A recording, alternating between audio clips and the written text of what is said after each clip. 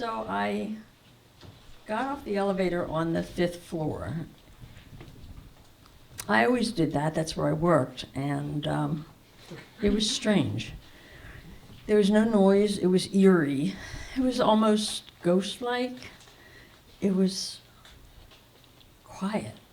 And I walked past the receptionist, and I heard her on the phone, and she was saying, "No, he's not available. No, he's not available either. Don't you get it? Nobody is available. Call back tomorrow." And I just looked at her, and she just looked at me, and I walked on down the hall.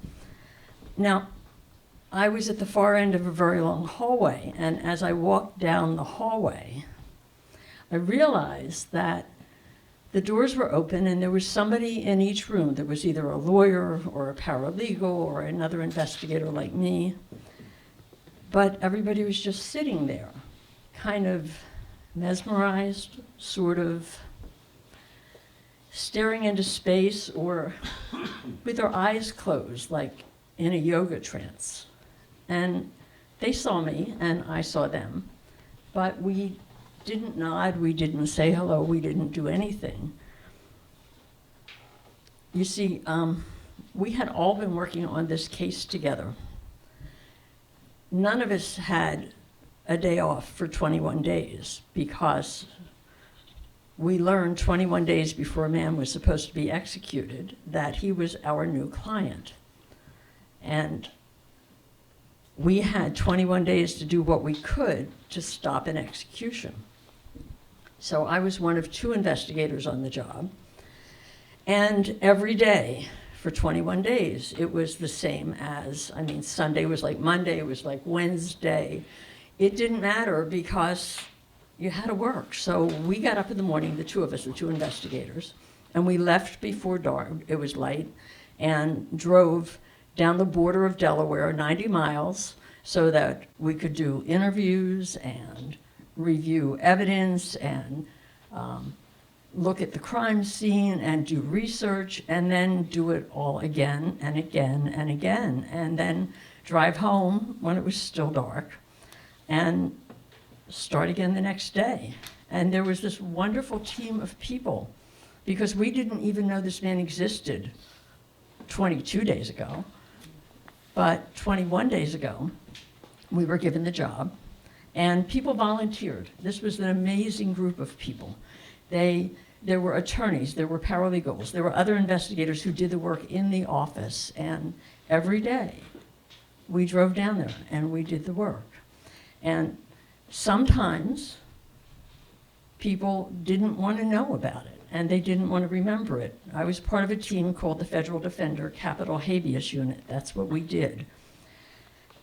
But every time I went to somebody's door, I was just a reminder of their friend, neighbor, sister, relative, somebody they knew who had been gruesomely murdered and found outside her door in the morning with an axe that was just casually thrown off to the side that had actually been used to kill her.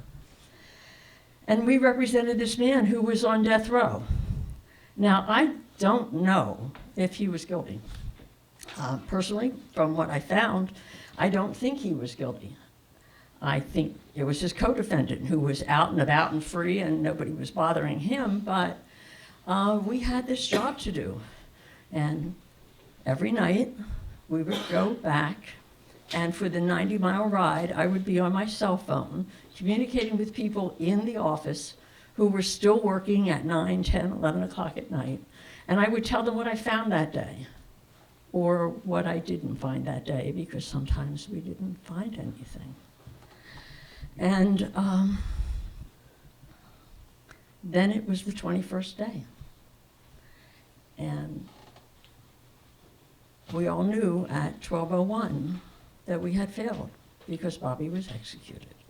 We knew about it because we sat, some of us in vigil at the prison, some of us in vigil at the office, some of us in private homes, alone or with other people.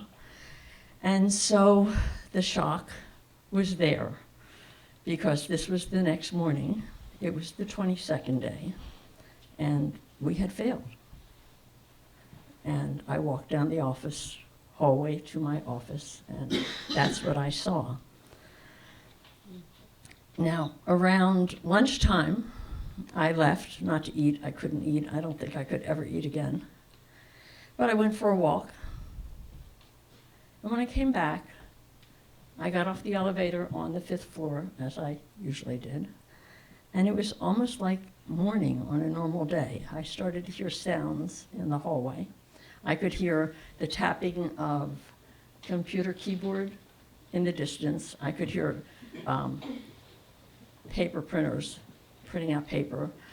And as I walked past the secretary at the reception desk, she was actually having a civil conversation with somebody saying, no, I'm sorry, he's not available, but she wasn't screaming at them. And I looked at her and we nodded to each other.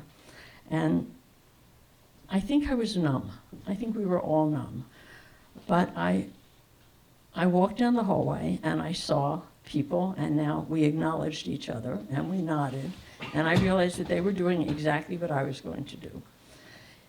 Grieving is a leisure that we did not have. Mourning is a leisure that we could not avail ourselves of, because this is what we did. And there was somebody else on death row somewhere, and that person deserved as much attention, and maybe this time we would be more successful.